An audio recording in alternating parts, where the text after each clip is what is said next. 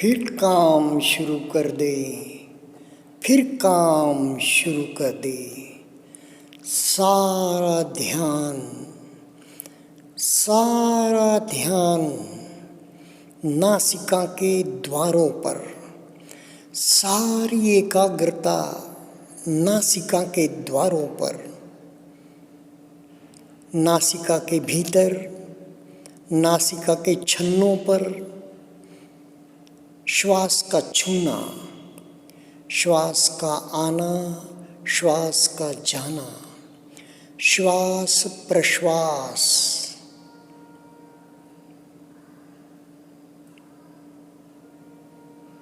सारी एकाग्रता इस पर ही टिकी रहे कि सांस भीतर आ रहा है या सांस बाहर जा रहा है,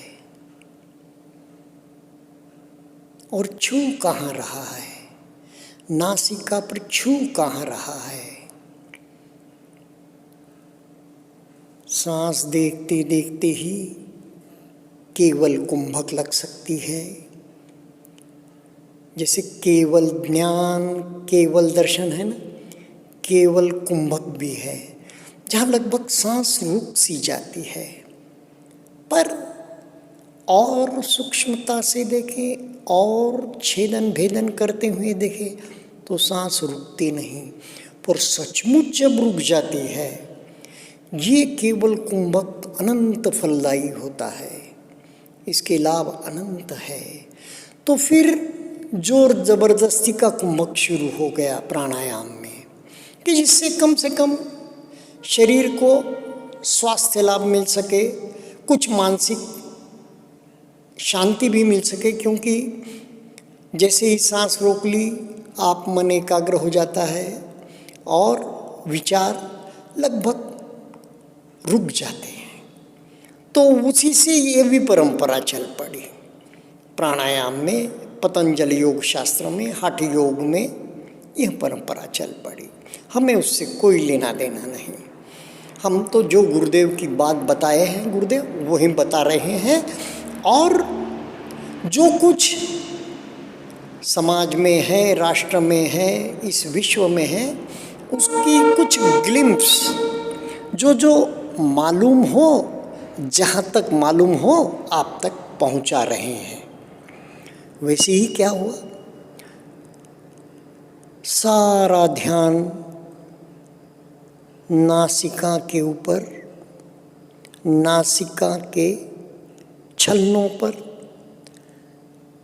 सारा ध्यान नासिका के दरवाजों पर पहरेदार की तरह मन को बैठा दे। तो उससे क्या प्रचलन चल पड़ा, एक परंपरा चल पड़ी, नासाग्र दृष्टि। योग में, योग शास्त्र में, भारतीय इतिहास में नासाग्र दृष्टि की बात चल पड़ी, ताकि एकाग्रता हो इस प्रकार। पर मैंने जब ट्राई किया पहले विपश्यना में आने के, और विपश्यना में आने के बाद नासाग्र दृष्टि की बहुत, जो विपश्यना के अर्थों में बात है कि सारा ध्यान नासिका पर, नासिका के नीचे, ऊपर वाले होंठ के ऊपर गुरुदेव की आवाज़, मीठी आवाज़, तो सही अर्थ समझ में आया। पर वहाँ पर नासाग्र दृष्टि जब मैंने प्रयत्न किया, तब सब माइग्रेन तो भी हो गया, या फिर बहुत भयंकर सरदर्द हो गया, या आंखें भी दुखने लग गई, जलने लग गई। यहाँ तो ठंडक ही ठंडक है विपश्यना में। तो एक दोहा मैं आपके लिए लाया हूँ। गुरुदेव जो अपने ग्रुप सिटिंग के वक्त, विपश्यना के दूसरे तीसरे ग्रुप सिटिंग में बाद में कहते हैं, देखो अपने आप को, देखो अपने आप को, समझो अपना आप, अपने को जाने बिना मिटे न भव संताप। देखो अपने आप को, समझो अपना आप, अपने को जाने बिना मिटे न भव संताप। संताप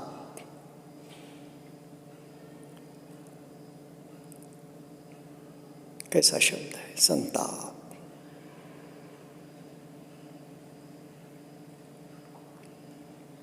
संताप को मिटाना है तो उदय व्यय को जाने, अनित्य बोध को जाने। मन के विरुद्ध घटनाएं घटती रहेगी, जीवन में तूफान आते रहेंगे, छोटा हो या बड़ा हो। कौन किस तूफान को छोटा समझे या बड़ा समझे, यह तो व्यक्ति व्यक्ति पर निर्भर है, उसके संस्कारों पर निर्भर है, संज्ञा पर निर्भर है।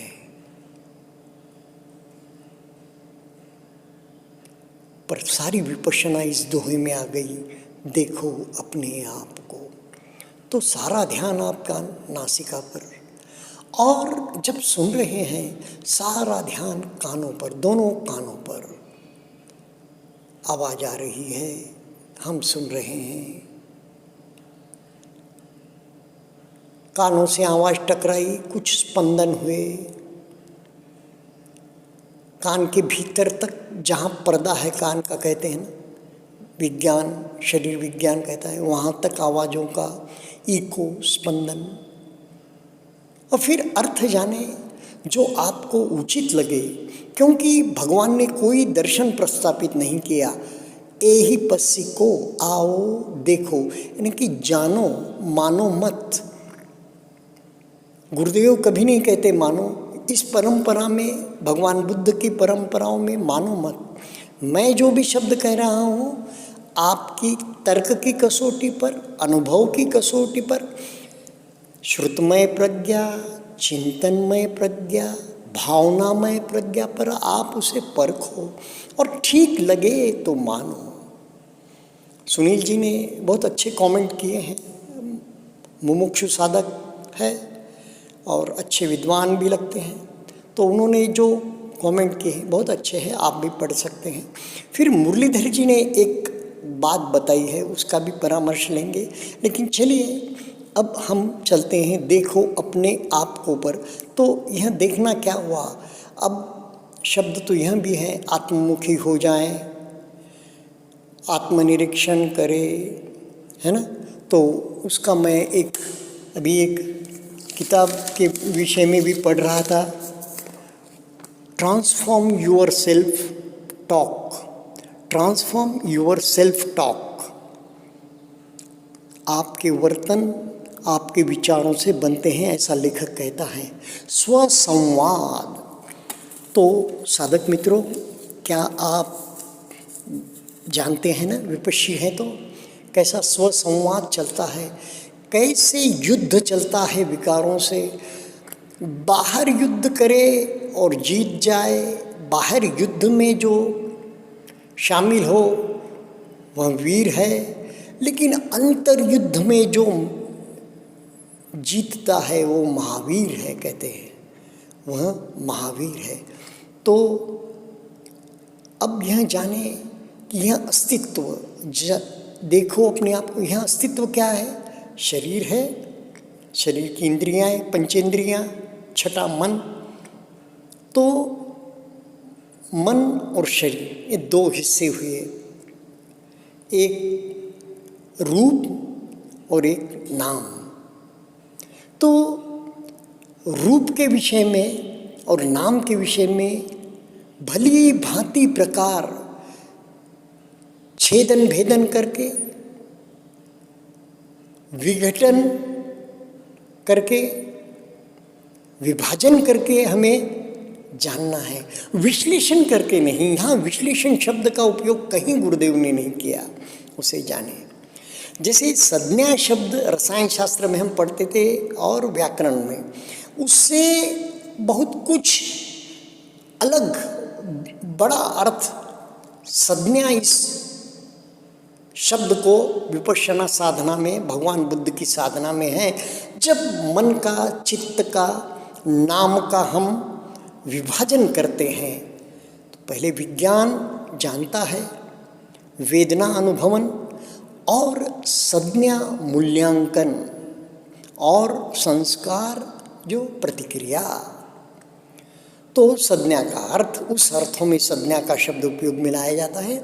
तो यह जो विपश्यना साधना है मित्रों, यह भगवान ने सत्तिपट्ठान और महासत्तिपट्ठान, महासत्तिपट्ठान थोड़ा बृहत रूप में, कम्मासपुर में जो कौरवों का देश है, प्रदेश, कौरवों की सत्ता का, कौरवों के शीलवान कौरवों का प्रदेश है, वहाँ पर यह कम्मासपुर में, आज कम्मपट्ठान है ना, पट्ठान, धम्मपट्ठान, वहाँ पर भगवान ने यह महासत्तिपट्ठान का उपदेश दिया। मैं वहाँ जाके साधना भी कर चुका हूँ, हम दोनों भी। तो सत्तिपट्ठान यानी कि 4 सत्तिपट्ठान भगवान ने बताए। मन कहाँ कहाँ रहता है और मन को आलंबन यह सत्तिपट्ठान का दिया गया। मुक्ति के लिए, मोक्ष के लिए, निर्वाण के लिए मन को यह आलंबन दिया गया। विकारों से मुक्ति के लिए मन को यह आलंबन दिया। जन्म मरण के भवचक्र से निकलने के लिए यह आलंबन दिया गया। तो भगवान क्या देते हैं सत्तिपट्ठान में? 4 सत्तिपट्ठान, स्मृति पट्ठान कहते हैं भगवान। काया, वेदना, चित्त और धम्म।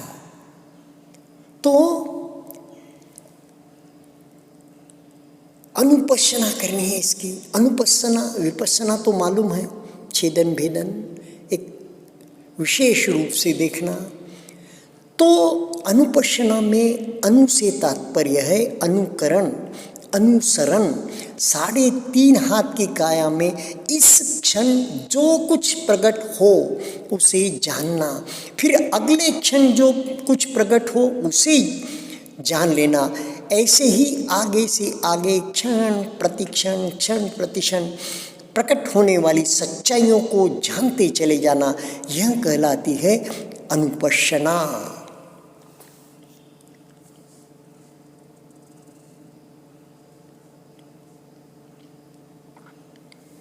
आतापि संपजानो सतीमा।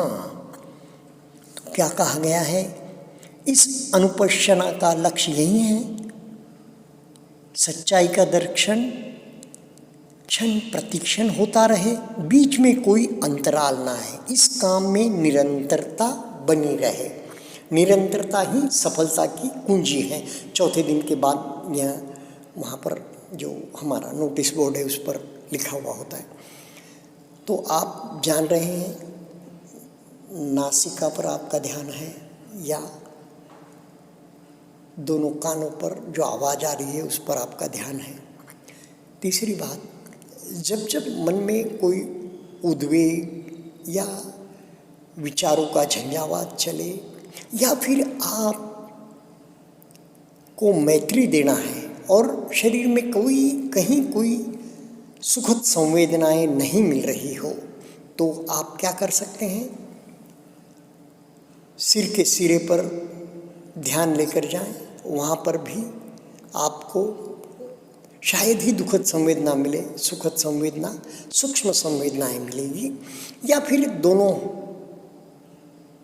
हाथों के हथेलियों पर, यानी कि उंगलियों के छोरों पर, हथेलियों के उस पर ध्यान रखें, या फिर पगतलियों पर ध्यान लगाएं। शरीर के जो ये अंतिम छोर है ना, वहाँ पर आपको सूक्ष्म संवेदनाएं मिलेगी और आप भली प्रकार से मंगल मैत्री कर सकेंगे। अब इसमें सुनील जी कहते हैं ना कि सारा संसार क्या है? मात्र बुलबुले, मात्र तरंगे, मात्र उर्मियाँ ही उर्मियाँ, बस तरंग ही तरंग, तरंग ही तरंग। बिल्कुल सही है, लेकिन तरंगे कैसी है? उष्ण है या रुखी है, शुष्क है, किस प्रकार की है?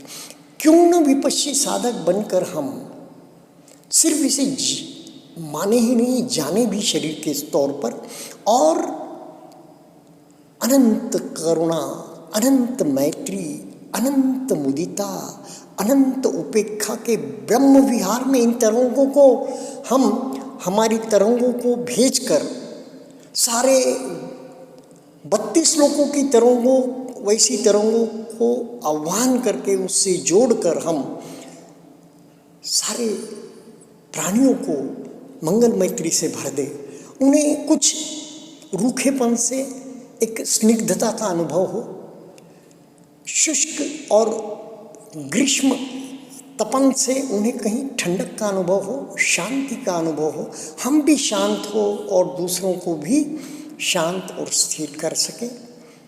और मैं क्यों बोलता हूँ, मेरा प्रयत्न क्या है, गुरुदेव के प्रवचन जो हम सुनते हैं 10 दिवसीय या बाकी इसमें भी, तो वे प्रवचन लगभग 1991 से लगा के 1997-98 तक है। ऑडियो जो कुछ वनडे के या बाकी के ऑडियो हो वो लेटेस्ट भी हो सकते हैं, उसके बाद के भी 2013 तक। बाद में गुरुदेव ने 60 डेज प्रवचन, 90 डेज प्रवचन भी बाद में रिकॉर्ड किए धम्मगिरी पर ही, जब उनका स्वयं शिविर हुआ तब। उसके बाद आजू बाजू 2011 या 9 ऐसा मुझे पक्का याद नहीं, जब रिकॉर्डिंग गुरुदेव की चल रही थी 60 डेज 90 डेज के प्रवचनों की भी। तो खैर ठीक है, तो इस प्रकार यहाँ करें। और मुरलीधर जी कह रहे हैं कि भंग अवस्था, सारे शरीर में संवेदना ही संवेदना, यानी कि प्रवाह, धारा प्रवाह सारे शरीर में सुखद संवेदनाओं का हमने भीतर तक देख लिया, कहीं कोई गांठ गठिलापन नहीं है, कहीं रुकावट नहीं है, भीतर शरीर का छेदन भेदन आगे से पीछे तक, पीछे से आगे तक किया। और फिर मेरुदंड पर आए, हृदयवत्थु में भी देखा, हृदयवत्थु पर भी ध्यान लगाया, मेरुदंड पर आए, मेरुदंड का भी देख लिया कि उसमें भी संवेदनाएं हैं, सूक्ष्म संवेदनाएं हैं, प्रवाह है। तो वे कहते हैं कि मेरुदंड के ऊपर तक आने पर शायद उन्हें ऐसा लग रहा है कि खो जाते हैं। तो देखो ये शारीरिक बात है, भंग अवस्था शारीरिक, और मानसिक भी है, चित्त के स्तर पर भी घटनाएं घटती है इस भंग अवस्था में। यानी कि जैसे बाहर भीतर भंग ही भंग, भंग ही भंग, गुरुदेव कहते हैं ना विपश्यना में।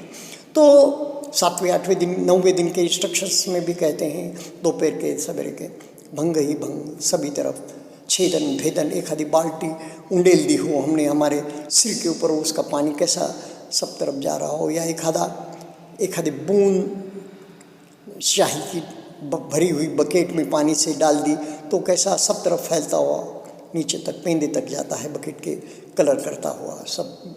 तो इस प्रकार तो ये तो है, लेकिन खो नहीं जाना चाहिए। यहाँ पर निर्वाण की डुबकी लगी, क्या हमें बहुत सजग रहने की आवश्यकता है। और फिर पार्ट बाय पार्ट, छोटे से छोटे पार्ट पे काम कीजिए। आप मन को और सूक्ष्म और तीक्ष्ण, छेदन भेदन, पियर्सिंग, पेनिट्रेटिंग करके आप काम कीजिए।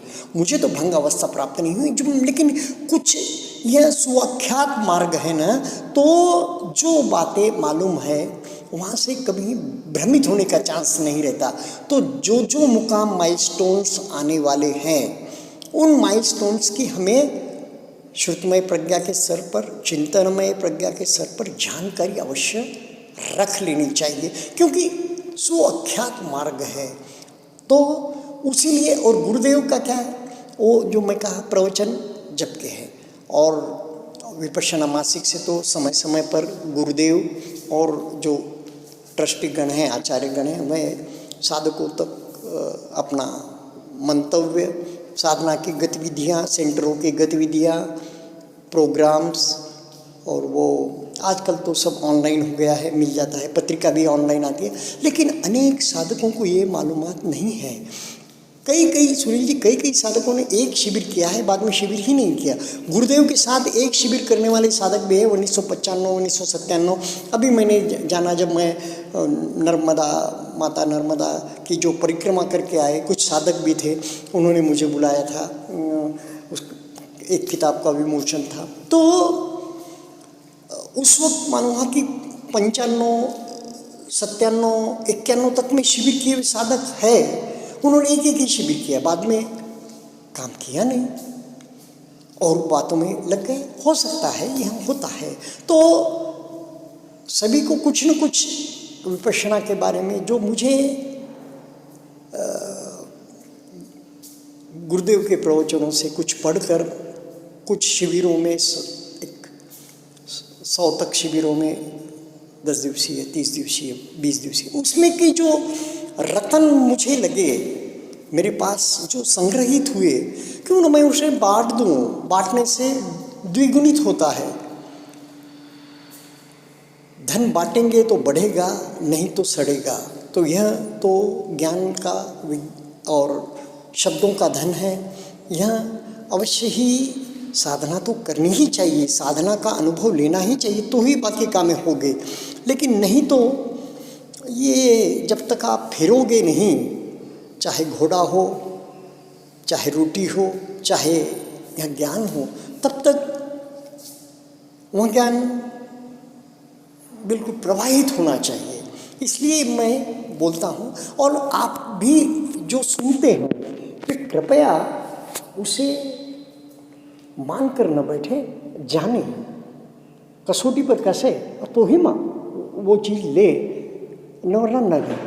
आतापि संपजानो सतीमा, आतापि खूब तपने वाला, अर्थात खूब परिश्रम करने वाला, तपस्या का मार्ग है। विपश्यना कोई गुरुदेव कहते हैं ना, कोई इंटरटेनमेंट नहीं या कोई पिकनिक मनाने नहीं आया, तपने आए हैं।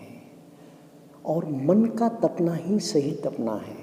क्योंकि यह जो बाह्य शरीर है, ये जो बाह्य इंद्रियां हैं, हाथ है, पैर है, नाक है, कान है, आँख है, जीवा है, त्वचा है, ये सब किसके इशारे पर काम कर रहे हैं? मन इन सब को चला रहा है। मन के द्वारा ही सब काम हो रहा है।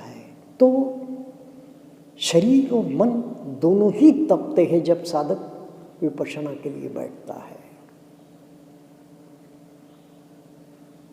संयम से, यहाँ दमन नहीं है। और मन को हमने खुला भी छूट नहीं दी है, जैसे ओशो या अन्य महापुरुषों ने कर रखा है, चाहे जो करो और ध्यान करो, ऐसा आनंद आएगा। वैसी बात यहाँ नहीं है।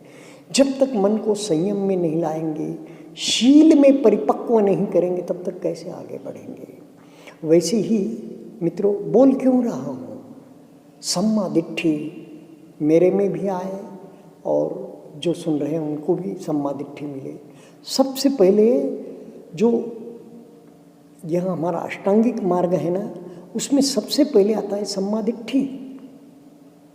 ये दुख विमुक्ति के मार्ग में जब 4 आर्य सत्यों की बात आएगी तो उसमें सब में पहले आता है सम्मा दिट्ठी, और फिर आता है सम्यक संकप्पो, सम्मा संकप्पो, फिर शील, फिर प्रज्ञा की बात आती है, फिर समाधि की बात आती है। यानी कि पहले ये 2 तो गुरुदेव पहले दिन के प्रवचन से ही हमारे लिए सम्मा दिट्ठी, सम्मा संकल्प का मार्ग सुकर कर देते हैं।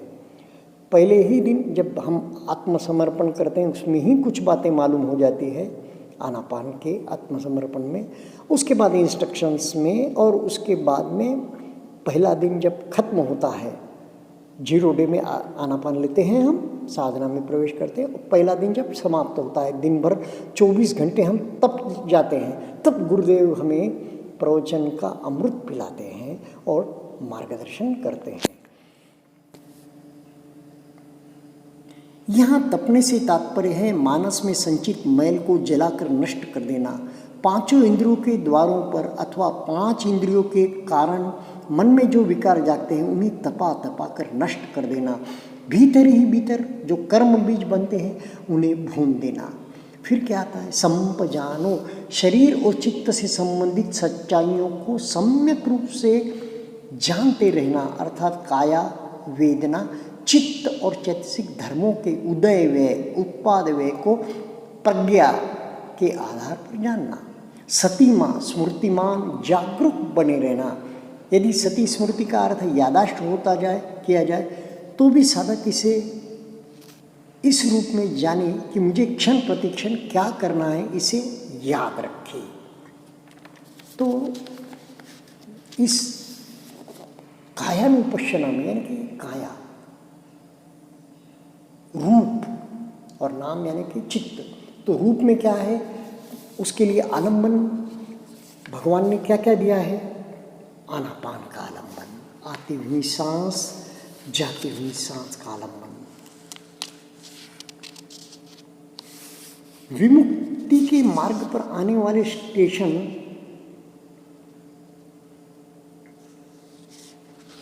और उसकी चर्चा इस आनापान पर्व में है।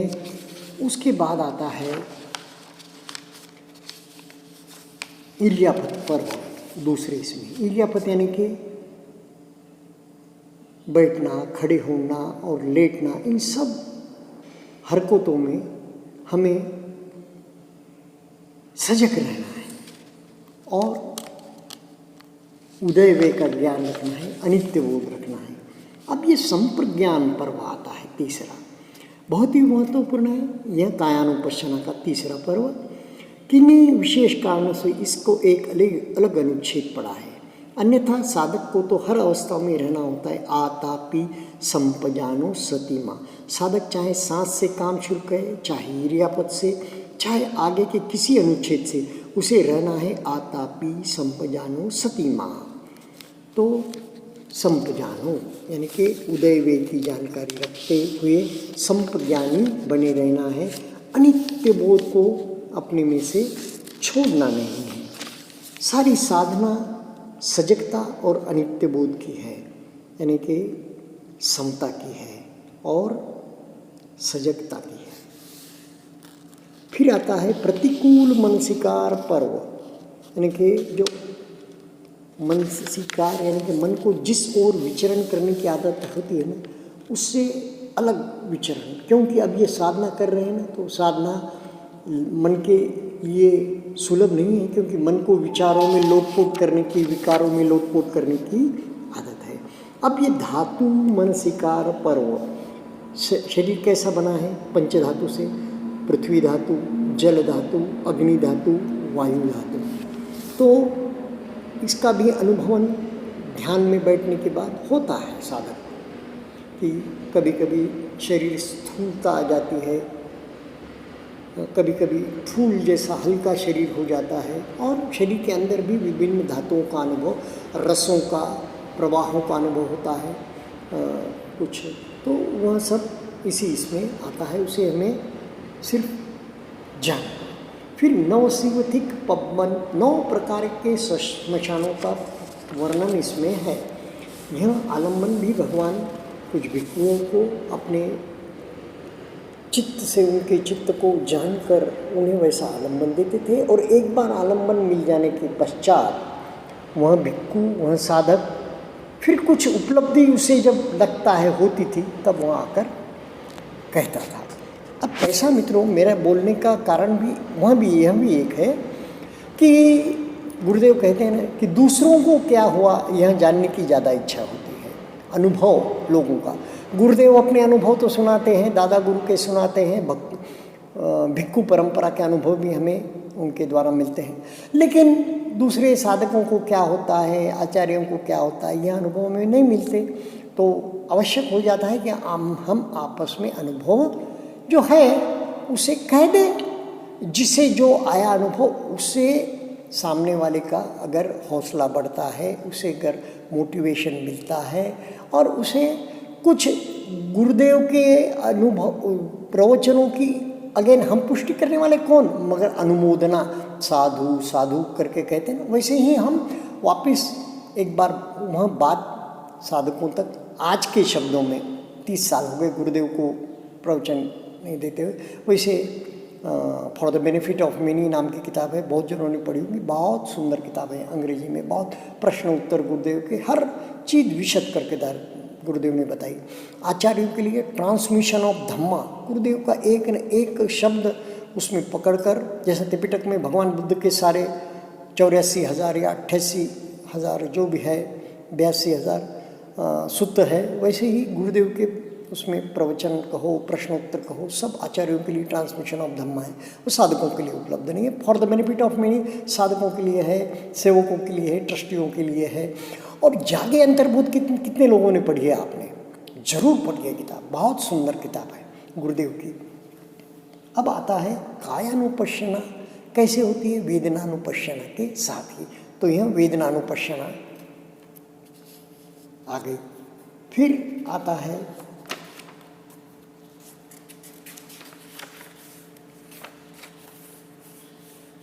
चित्तानुपश्यना।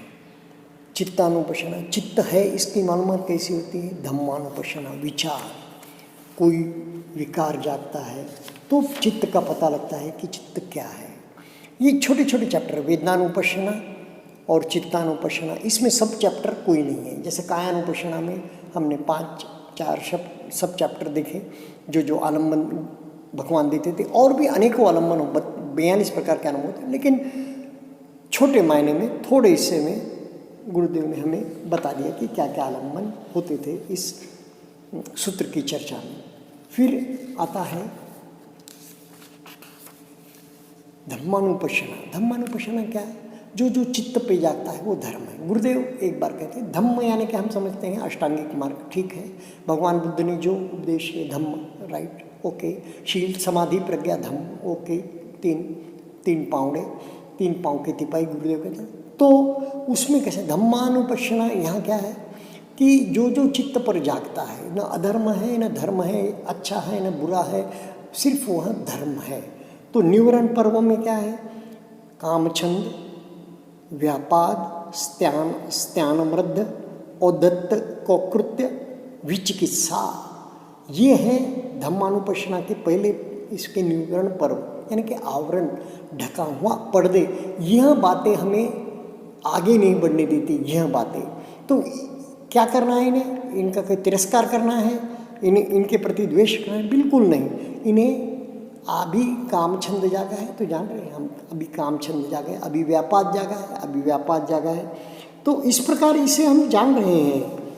तो बस उतना ही करना है, सिर्फ अनित्य बोध से, उदय वे के बोध से इसे जानना है कि इसका उदय हुआ, इसका समापन हुआ, इसकी पूरी तरह से निर्जरा तो नहीं होती, लेकिन यह खत्म हो गया इस प्रकार अभी का। कामछंद यानी कि काम वासना, है ना। तो उसके बाद क्या हो जाता है? व्यापाद, यानी कि द्रोह अथवा किसी बात को लेकर जागा हुआ कोई क्रोध। औद्धत्य, कौकृत्य यानी कि बेचैनी, खेद, पश्चाताप पहले हुए घटनाओं का, ये उभरते हैं धर्म के रूप में चित्त पर, और वहीं संवेदनाएं लेके प्रकट होते हैं शरीर पर, और संवेदनाओं के प्रति हमें दृष्टा भाव रखना है, अनित्य बोध रखना है। तो फिर कहीं वह धीरे धीरे उनकी निर्जरा होगी। कहीं चित्तानुपश्यना समझ के हम उस धर्म को ही महत्व देने लगे, उसमें विचरण करने लग गए, तो फिर प्रगति रुक गई। हमें संवेदनाओं पर काम करना है, हमें कायानुपश्यना पर, वेदना पर काम करना है, सेकंड बात।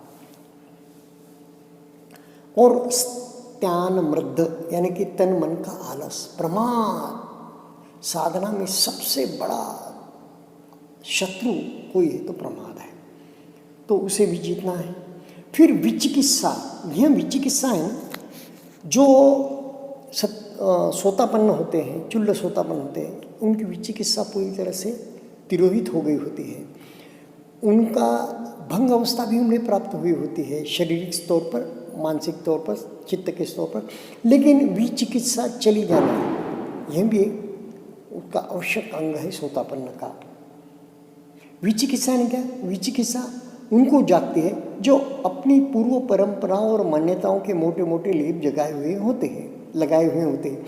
वे यह तो समझते हैं कि इस साधना से मन की विकृतियाँ दूर होती है, क्रोध, वासना, अहंकार आदि में कमी आती है, पर मन में यह प्रपंच भी चलता रहता है कि हमारी मान्यता का क्या हुआ। तो इस प्रकार की जो संदेह है वह भी चला जाता है, और अनेकों प्रकार के भविष्य की चिंताओं के संदेह भी मिट जाते हैं। बाद में स्कंद पर्व आता है। स्कंद पर्व में क्या है?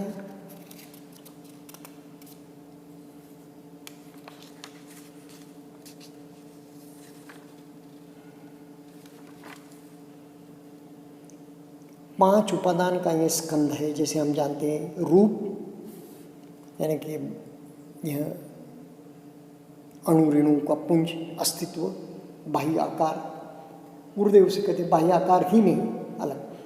तो स्कंद पर्व में रूप स्कंद, और अब नाम स्कंद में क्या आता है? नाम के, चित्त के, मन के 4 भाग, विज्ञान, संज्ञा, वेदना और संस्कार। विज्ञान सिर्फ जानने का काम करता है, हमने जाना। फिर आयतन पर्व, षडायतन पर्व कहते हैं इसे।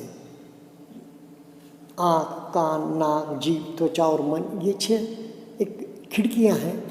तो यह पर्व आता है, इसकी अनुपश्यना करनी है हमें, इसकी विपश्यना करनी है। फिर बोध्यंग पर्व आता है। अब हमने एक देखा विचिकित्सा, और उसके विरुद्ध में आता है धम्म विचय। बोध्यंग में अनेक बोधि के अंग हैं, जैसे स्मृति है, धम्म विचय है, वीर्य है ना, ये बोधि के अंग है। और प्रीति है, प्रश्रब्धि है, समाधि है और उपेक्षा है बोध्यंग पर्व में। तो धम्म विचय क्या है? इसका आशय है कि प्रकट हुए धर्म का विचयन, विभाजन करते हुए उसे देखना। उदाहरणतः इस समय मन में क्रोध जागा है, जो बड़ा घनीभूत होकर आया है। वैसे तो यह शरीर और चित्त के संपर्क से घटित होने वाली एक घटना मात्र है, परंतु क्रोध का चयन, एकत्रीकरण हो जाने से मन भ्रांत हो जाता है, विक्षिप्त हो जाता है, द्वेषपूर्ण हो जाता है। इस घनीभूत क्रोध को वेदनाओं के स्तर पर साक्षी भाव से देखने से इसका विचयन होने लगता है, इसके टुकड़े टुकड़े होने लगते हैं। यही धम्म विचय है। इसका उद्देश्य प्रकट हुए सत्य को टुकड़े टुकड़े करके इसके भीतर की वास्तविक सच्चाई को देखना है। विपश्ची साधक, विपश्यना की दृष्टि। यहाँ भी पहले बोध्यंग के समान ही धम्म विचय की विद्यमानता, अविद्यमानता को यथाभूत जानना होता है ना।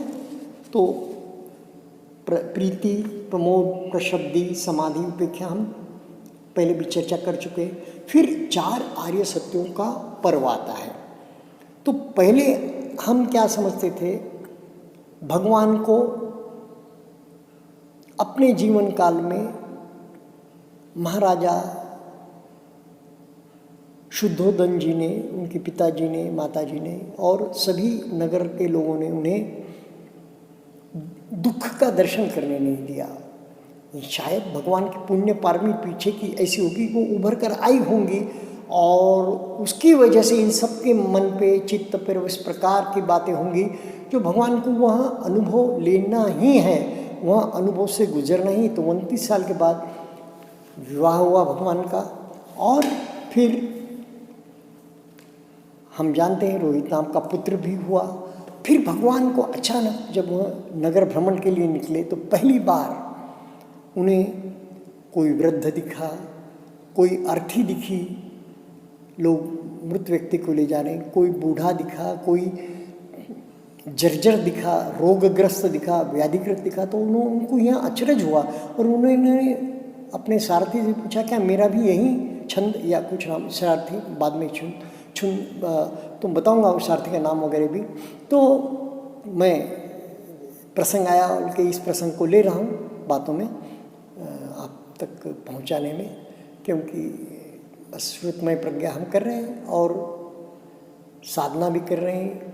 हमारा ध्यान आंखें बंद है और बिल्कुल हम सीधा बैठे हैं और सुन रहे हैं। तो कानों पर क्या संवेदना हो रही है, श्वास आ रहा है, श्वास जा रहा है, इसे भी जान रहे हैं और बात भी सुन रहे हैं। तो उसे पूछा, ये क्या है, मेरी भी यही अवस्था हुई? तो वह आश्चर्य में डूबा या जैसा भी। उसने कहा, हाँ भगवान, हाँ युवराज, यही अवस्था सबकी होती है और सभी इसी से गुजरते। तो उस वक्त भगवान को दुख का साक्षात्कार हुआ, हम भी, और फिर वे दुख विमोचन के लिए निकल पड़े, गृह त्यागी बन गए। और फिर उन्होंने आलार कलाम जी के पास जाकर उस समय की दुष्कर जो चर्या होती है, तपने के लिए जो शरीर को कष्ट दिया जाता है, जो भी दंडन मंडन की प्रक्रिया होती है, वह किया। फिर आलार कलाम जी ने एक बिल्कुल साफ गोई से भगवान से कहा, इससे आगे मुझे नहीं मालूम। तो भगवान को यह लगा कि मैं अभी दुख विमुक्ति के बाहर, दुख को बाहर नहीं आया हूँ, मैंने ज्ञान प्राप्त नहीं किया, मैंने साक्षात्कार जहाँ कहेंगे, ऐसा कहेंगे हम, तो वह नहीं प्राप्त किया। मुझे कुछ अभी प्राप्ति का या कुछ अनुभव नहीं हो रहा है कि मैं समाधानी नहीं। तो फिर उन्होंने और एक उद्दक रामपुत्र नाम के जो योगी थे उस समय के, उनके पास भेजा। वहाँ भी भगवान ने तन मन से इस प्रकार साधना की, इस प्रकार काया को दंडित किया। उस समय की प्रचलित पद्धतियाँ थी, तो उससे साधना की। वहाँ पे भी उनका मन, काया तो बिल्कुल एक कंकाल सी हो गई, जर्जर हो गई। उन्हें एक 10 कदम चलने का भी त्राण नहीं रहा। पर उन्हें नहीं लगा कि मुझे अभी कुछ प्राप्ति हुई है, दुख विमुक्ति का मार्ग मिला है, या मैं दुखों से मुक्त हो गया हूँ, या मेरी मुक्ति हो गई है जन्म मरण के चक्र से। ऐसा नहीं लगा। तो फिर वे आर कलाम जी से भी निराश हताश होकर बाहर निकले। शरीर भी जर्जर, मन भी निराश, और किस प्रकार उन्होंने फिर आगे प्रगति की है हम सब जानते हैं। बोध गया के वृक्ष के नीचे वो सुजाता माता की खीर, फिर वो नदी, निरंजना नदी को पार करना, ये बातें आती हैं। पर ये 4 जो आर्य सत्य है, जो भगवान को अपने बोधि प्राप्त के समय पर 45 दिन की जो समय था उनका, उसमें उन्हें दिखे, उसका उन्हें अनुभव हुआ। वे क्या है? दुख सत्य, दुख है। हम भी विपश्यना में 10 दिन की साधना में पहले शिविर में जब बैठते हैं तो हमें मालूम होता है कि पहले क्या अनुभव होता है? दुख है, फिर अनित्य है, फिर अनात्म है। तो फिर क्या मालूम हो? दुख है, समुदय है, ये एक साथ उदय होता है। दुख और दुख के कारणों का उदय एक साथ होता है। फिर इसका निरोध भी हो सकता है, यह भगवान ने साक्षात्कार किया। और फिर इसका मार्ग भी है निरोध का। दुख निरोध का क्या मार्ग है? सम्मा दिट्ठी, सम्मा संकप्पो, सम्मा वचन, सम्यक वचन, सम्यक कर्मांत, सम्यक आजीविका, सम्यक व्यायाम, सम्यक स्मृति। इस प्रकार अष्टांगिक मार्ग से यह दुख विमोचन की, मोक्ष दायिनी, मुक्तिदायिनी, निर्वाण दायिनी धर्म गंगा है।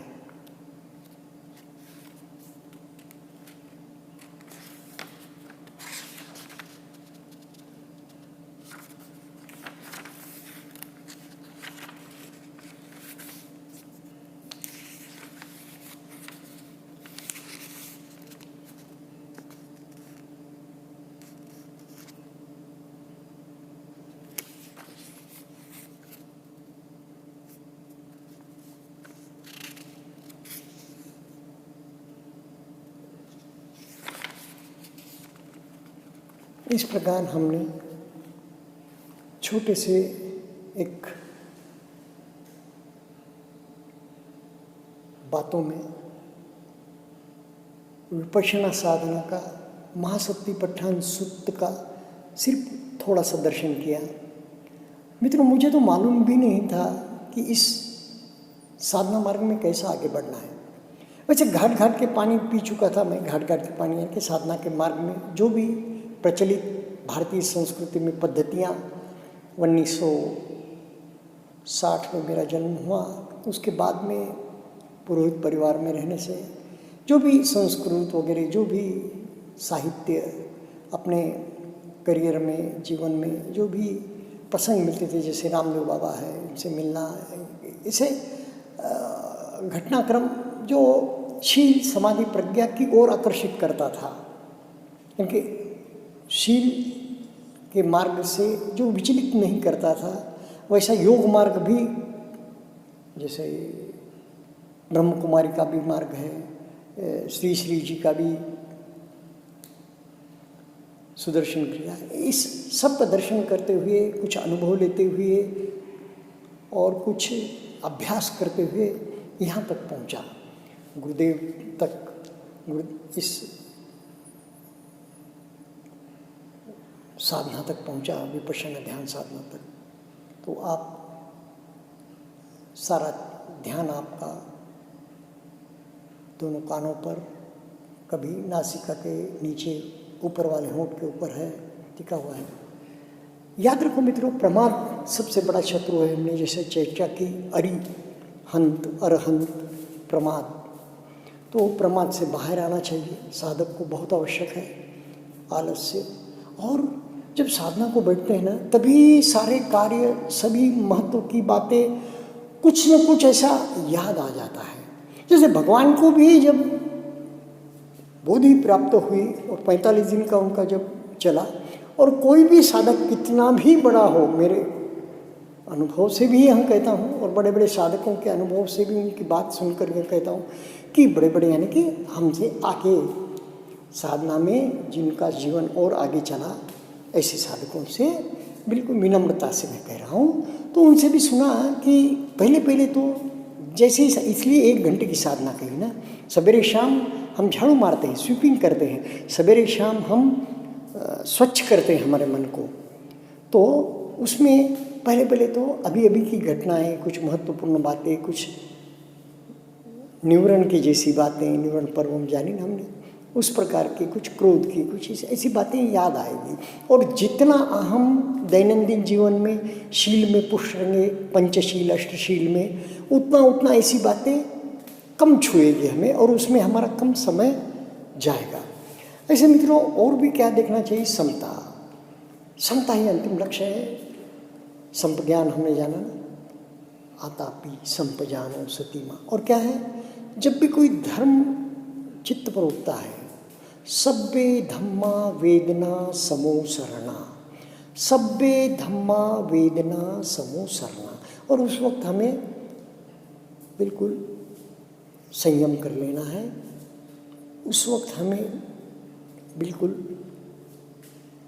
स्थितप्रज्ञ हो जाना है, तटस्थ हो जाना है, अनित्य बोध जागृत रखना है, उदय में जागृत रखना है। तो मुझे लगभग मैंने 5 शिविर कर लिए हैं, दोनों ने हमने, धम्मगिरी, धम्मखेत, हैदराबाद, इगतपुरी, सुगतपुरी पर तब तक यह सत्यपट्ठान शिविर की मालूमात ही नहीं थी। हालांकि यह 7 दिन के 7 प्रवचन, 7 दिन तक साधना, और 8वें दिन मैत्री, और पहला 0 दिन, ऐसा 9 दिन का हो जाता है कार्यक्रम। इस विषय में जानकारी नहीं थी। जब धम्मखेत में 5वां शिविर कर रहे थे, तो बाजू में ही एक नया उनका केंद्र हो गया था, उसी में धम्मखेत में ही, जहाँ पर सत्यपट्ठान चल रहा था शिविर। तो वहाँ के बूढ़े माता जी गुजरात से आए हुए कह रहे थे कि ऐसी मिसेस से चर्चा करते हुए उन्होंने कहा कि आपने सत्यपट्ठान किया? वो मिसेस तो घबरा गई। सत्यपट्ठान में ऐसे उसने सुन रखा था कि 3 घंटे तक अधिष्ठान में बैठा देते हैं, ऐसा और वैसा। ऐसे ही क्यों बनती है, या बाहर से कुछ हम हमारे ग्रह भी कर लेते हैं बहुत बार, एजम्पशन प्रिजम्पशन कुछ ऐसा है ना, सोच के तौर पर ऐसा समझ के, इसमें 10 दिन के, इसमें अगर 1 घंटे का होता होगा, 2 घंटे का भी एक बार गुरुदेव बैठा देते ना विपश्यना देते हुए, तो सत्यपट्ठान में 3 घंटे होता होगा। ऐसे कोई नहीं, साधना तो वो क्यों हो, वैसी ही होती है। सत्यपट्ठान में जो विपश्यना दी जाती है वो तो और भी छोटी, यानी कि अब आप हायर कैडर में 5 शिविर कर लिए, 3 शिविर कर लिए, और 1 साल तक आपने साधना भी की है, तो छोटे से इसमें 1.25 से 1.5 घंटे में गुरुदेव विपश्यना दे देते हैं। तीसरे दिन विपश्यना, क्योंकि छोटा शिविर है, 7 दिन का गंभीर शिविर है। तो वैसे उन्होंने कह रहे थे। तो फिर हम भी अज्ञानी हैं, तो हम सोचते हैं हमारे जैसा अगर अज्ञानी रह सकता है इस मार्ग में चलने वाला। हालांकि मैं जब से विपश्यना का मासिक शुरू हुआ 1975 या 77 से, जब से मैं विपश्यना का हर मंथली मासिक पढ़ता हूँ, क्योंकि गुरुदेव जिसे अपना मित्र कहते हैं, ऐसे राम सुख जी मंत्री द्वारा वहाँ डोनेट किया गया उनके बहन को, और बहन हमारे बाजू में रहते थे, बूढ़े माता जी। वे रोज़ विपश्यना, 1 शिविर किया था उन्होंने, वे रोज़ सुबह 4 बजे विपश्यना करते थे परभणी में हमारे, और 4 बजे उठकर विपश्यना करते थे। वो चाहते थे कि मैं भी उस मार्ग में जुड़ूँ, मगर जब कुछ समझता नहीं था उतना, यंग एज, 15-17 साल की उम्र, तो उसमें मैं सिर्फ, मगर जो धर्म की बात है, धर्म यानी कि शील, समाधि, प्रज्ञा, योग, इसको हम धर्म कहते हैं। तो उसमें हम जो भी मिला उसे मैं पढ़ता गया। तो विपश्यना मासिक पढ़ता था। गुरुदेव के दोहे राजस्थानी और हिंदी के दोहे मुझे बहुत प्रिय लगते थे। तो लेकिन फिर भी मुझे कुछ पता नहीं था, यानी कि मैं अचरज करता हूँ, धर्म उदय होना पड़ता है। तो फिर 5 शिविर बाद मैंने सत्तिपट्ठान के लिए सर्च किया। जब सर्च नहीं था, गूगल नहीं था, न मोबाइल था, फिर मैं देखा कि कहाँ शिविर लगेगा। तो फिर जाकर मुझे शिविर मिला दिसंबर मंथ में, क्योंकि आगे जो 20 दिन विदुषी वगैरह शिविर कर रहे हैं उसकी भी जानकारी प्राप्त हुई। तो उसके लिए एक सेवा भी आवश्यक है, उसके लिए सत्तिपट्ठान भी आवश्यक है। तो फिर मैंने इमीडिएट 5 शिविर के बाद तो आप 20 दिन का शिविर कर सकते हैं, लेकिन सत्तिपट्ठान होना, एक सेवा होना। तो दिसंबर महीने में मैंने धम्म प्रफुल्ल, पहले पुराना जो बेंगलोर का सेंटर है जो स्कूल में लगता था एक, तो दिसंबर में उन्होंने वो जो छुट्टियां होती है उसमें वहाँ पर शिविर लगाया सत्तिपट्ठान का। बहुत बाबूजी आए थे वहाँ पे मैत्री दिवस में हमें मार्गदर्शन करने, बाबूजी बालकृष्ण जी गोयनका। फिर उनसे मार्गदर्शन लिया और बहुत अच्छा शिविर रहा। वहाँ पहला मेरा सत्तिपट्ठान शिविर था। और फिर उसके बाद एक 10 दिवसीय सेवा देनी थी। तो फिर मैं पूना का आनंदी का सेंटर, मरकड़ का, जो इंद्रायणी नदी के तीर पर है, उसका चयन किया। तो कह क्या रहा हूँ कि धर्म के मार्ग में ऐसा कभी नहीं सोचना चाहिए कि सबको सब कुछ मालूम होगा, सब अपने आप करने लगेंगे। नहीं, यहाँ पे पग पग पर मार्गदर्शन लेते रहना। धर्म के मार्ग में कोई संशय नहीं रहना चाहिए, कोई विचिकित्सा नहीं रहनी चाहिए, धम्म विचय होता जाना चाहिए, ताकि हम सोतापन्न के रास्ते में आगे बढ़े। वहाँ पर धम्म विचय आवश्यक है, धम्म विचिकित्सा खत्म हो जाती है, भंगावस्था प्राप्त होना चाहिए, यह भी एक कंडीशन है। फिर और क्या होना चाहिए, अनात्म बोध। फिर शील परामत्त, यानी कि एक ही शील पालन करने से मैं मुक्त हो जाऊंगा, यह भी चले जाना चाहिए। किसी एक शील के प्रति खिंचाव बहुत ज़्यादा, यह भी समाप्त हो जाना चाहिए। इस प्रकार हमें आगे बढ़ना चाहिए। अब देखिए ना, बेस्ट सेलर बुक्स किसके होते हैं? बेस्ट सेलर बुक पाश्चात्य लोगों के जितने भी होते हैं, ये गीता या भगवान बुद्ध की वाणी से प्रभावित या उसके अभ्यासक लोगों के ही होते हैं। और उनका मन का अभ्यास, कोई मौन होकर मन को जानना तो मौन होना ही पड़ेगा। लेकिन हम ऐसा नहीं कह सकते कि ये बेस्ट सेलर बुक्स आजकल इतने हैं जो ट्रांसफॉर्म स्वयं को करने के लिए है, लेकिन खाली बुक के पढ़ने से कोई ट्रांसफॉर्म नहीं होता। जब तक कि अनुभव के स्तर पर, भावनामय प्रज्ञा के स्तर पर, और मैं तो कहूँगा भगवान बुद्ध के अष्टांगिक मार्ग विपश्यना पर अभ्यास करके, जब तक आप उसे अपने अंतर्मन को बदल नहीं देते, तब तक आपका बाह्य जो प्रतिक्रिया का या जो बाह्य विकारों का जो आप पुनश्च प्रक्षेपण करते हैं या प्रतिक्रिया करते हैं, वह समाप्त हो ही नहीं सकती। ट्रांसफॉर्म यूर सेल्फ टॉक, आप संवाद, स्वसंवाद के विषय में हमने बात की। तो इस प्रकार यह बातें हैं। अब और मैं वो जो कह रहा था आपको कि जहाँ तक हो सके नहीं, ध्यान के समय अभी कोई भी महत्वपूर्ण बात स्मृति में आए, वितर्क उठे, विचार उठे, उसे तत्काल तोड़ देना चाहिए और हमें हमारी साधना में लग जाना चाहिए। यह समय तो पूरी तरह मैं साधना को दूंगा। हाँ, शरीर स्वास्थ्य के लिए आप अवश्य एक्सरसाइज भी करना चाहिए, चलना भी चाहिए, या जो भी आपको संभव हो वह फिजिकल एक्टिविटी करके शरीर को तंदुरुस्त और बिल्कुल एक्टिव रखकर साधना में भी लग जाना चाहिए। तो इस प्रकार हम साधना की बात कर रहे थे। धीरे धीरे मन को दोनों कानों से या नासिका के नीचे ऊपर वाले होंठ के ऊपर से अपने सिर के ऊपर ले आए। सिर के सिरे पर इस वक्त क्या हो रहा है, कैसी संवेदनाएं हैं, इसे जाने और निर्लिप्त रह जाए।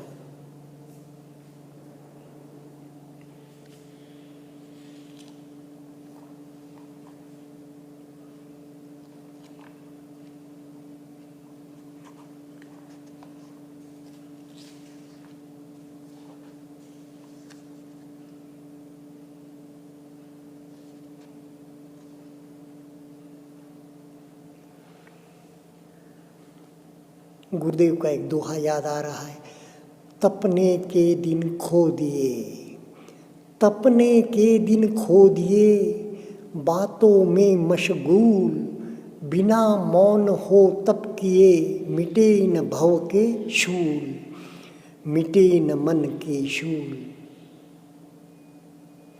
प्रलयंकारी बाढ़ में तू ही तेरा द्वीप, अंधकारमय रात में तू ही तेरा दीप।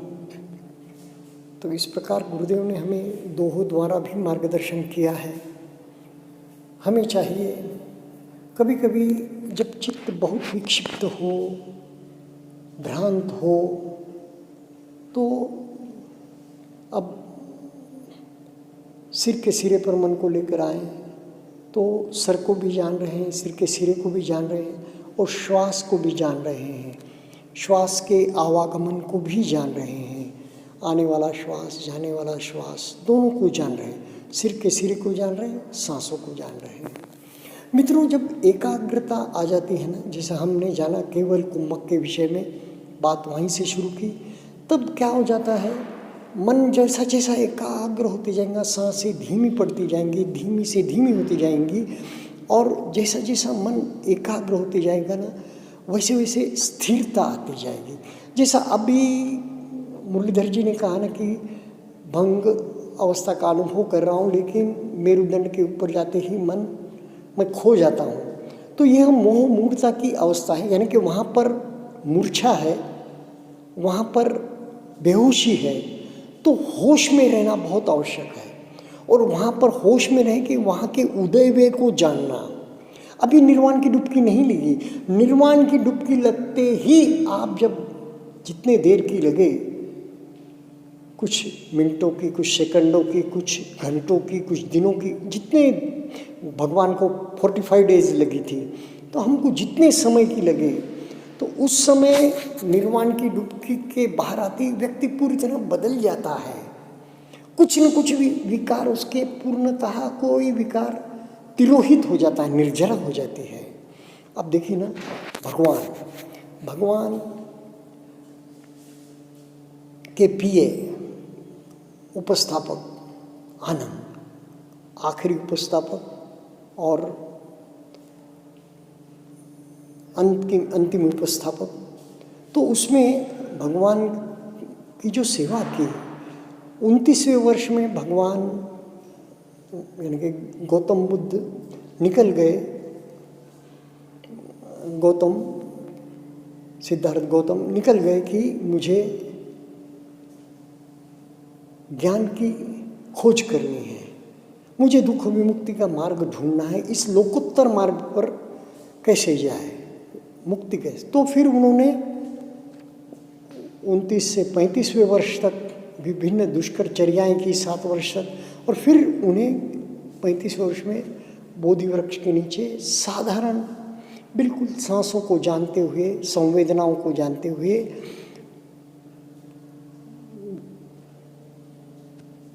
बुद्ध पूर्णिमा के दिन रात को उन्हें ज्ञान प्राप्त हुआ, बुद्धत्व प्राप्त हुआ, तो वे सम्यक संबुद्ध बने। उस दिन से 45 दिन तक वे साधनारत रहे, निर्वाण की डुबकी। तो हमको तो जितने समय के उसके बाहर आने पर कुछ न कुछ विकार का क्षरण हो जाता है, निर्जरा हो जाती है। तो अब जो जानना है कि एकाग्रता आने पर बिल्कुल सांसें रुक सी जाती है। और क्या होता है, अब मैं जब साधना करता था ना, पार्ट बाय पार्ट छाती तक आते हुए या पेट तक जाते हुए मैं फिर भूल जाता था कि मैं कहाँ हूँ। मोह मूर्ता का संस्कार जब उभरता है तो वहाँ हमें राग और द्वेष से बाहर अलग संस्कार होता है। इस प्रकार का मुझे लगता है, होता तो राग द्वेष में भी होते, राग में ही उसे गिनेंगे, और फिर कभी द्वेषपूर्ण भी हो जाता है जब उसके प्रति हम मन में क्रोध या मन में कोई दुर्भावना जगाएं। तो इस प्रकार वह संस्कार का बहुत ही चित्त को एकाग्र करके, सजग रखकर, होश में रहकर उसे हमें जानना चाहिए। तो इस प्रकार जब करेंगे तो वह मूर्ता का संस्कार भी हमें मोह मूढ़ता में जाने नहीं देगा, हम बेहोश नहीं होंगे, वहाँ पर हम विस्मृत नहीं होंगे, भ्रमित नहीं होंगे। और फिर मैं क्या करता था, पेट तक गए नहीं मालूम, फिर मैं सांसों पर काम ज़्यादा करता था, थोड़ा जानबूझकर सांस ली, सांस छोड़ा, थोड़ा सांसों पर यानी कि गहरी सांसों पर काम किया या दीर्घ सांसों पर काम किया, या जानबूझकर सांस ली छोड़ी, सांस ली छोड़ी, यानी कि आनापान पर आया, फिर उससे बाहर निकल कर, यानी कि जब भी प्रमाद आता है, कुछ आलस्य आता है, निद्रा आती है, तब इस प्रकार काम करना चाहिए। तो मन को जब सजग कर दिए, होशपूर्ण कर दिए, तो मन फिर से तीक्ष्ण सूक्ष्म हो जाता है और हम उसे जानने लगते हैं। देखिए ना, मन का कितनी कमाल है। अब सिर के सिरे पर संवेदनाएं मालूम होने लगेगी, चेहरे पर मालूम होने लगेगी, कानों पर संवेदना बहुत थोड़ा कम ही मालूम होती है। फिर जैसे जैसे नीचे उतरते हैं स्थूल अंगों में, बहुत से अंगों में संवेदनाएं हमें नहीं मालूम होती, मन तो वही है। हाँ, फिर ऐसा क्यों हो रहा है? झट नभ झट पाताल, मन की ऐसी अवस्था है। यानी कि जहाँ काम करते हैं वहाँ सुगमतापूर्वक, ज़्यादा काम जहाँ होता है, जैसे ऊपर वाले होठ के ऊपर और नासिका के नीचे ज़्यादा काम हुआ, वहाँ संवेदनाएं जल्दी मिल जाती हैं। जैसे छोरों पर, शरीर के अंतिम छोरों पर, वहाँ संवेदनाएं जल्दी मिल जाती है। लेकिन कहीं कहीं बीच के ऐसे अंग होते हैं जहाँ दुखद संवेदनाएं मिलती है, मगर उसे हमें संवेदनाएं, हम उसे नहीं मानते, ऐसा भी होता है। तो चलो, हम अब अंतिम पड़ाव ये बातें कर रहे हैं, स्वयं के अनुभव हम एक दूसरे से बांट रहे हैं। साधक ही अपने साधकों से अपने अनुभव बांट रहा है और उनसे भी अनुभव कमेंट के माध्यम से वगैरह हम सुनते हैं।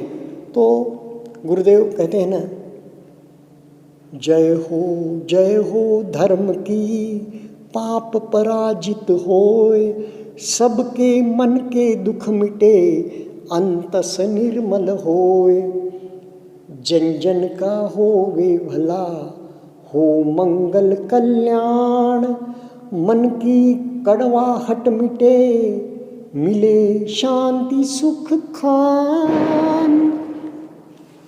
इस दुखिया रे जगत में, सुखिया दिखे न कोय, शुद्ध धर्म फिर से जगे, फिर से मंगल होए। संवेदनाओं के साथ साधना करें।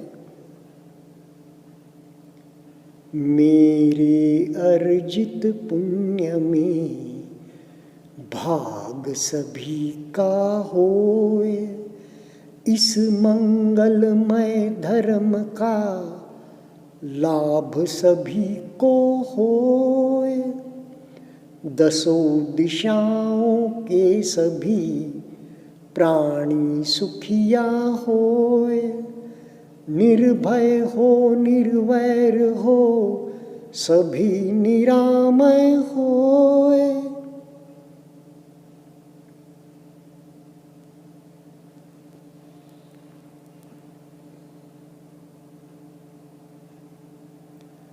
साधक तेरा हो भला, हो मंगल कल्याण, सांस सांस को निरखते, दृढ़ हो आनापान, बेटी तेरा हो भला, हो तेरा कल्याण, सांस सांस पर मन टिके, दृढ़ हो जाए ध्यान,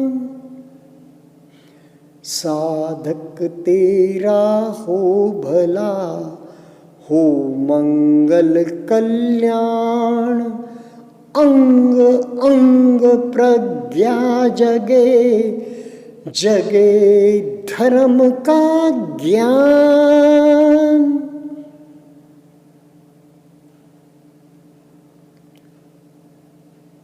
सबका कल्याण हो, सबकी स्वस्थ मुक्ति हो, स्वस्थ मुक्ति हो।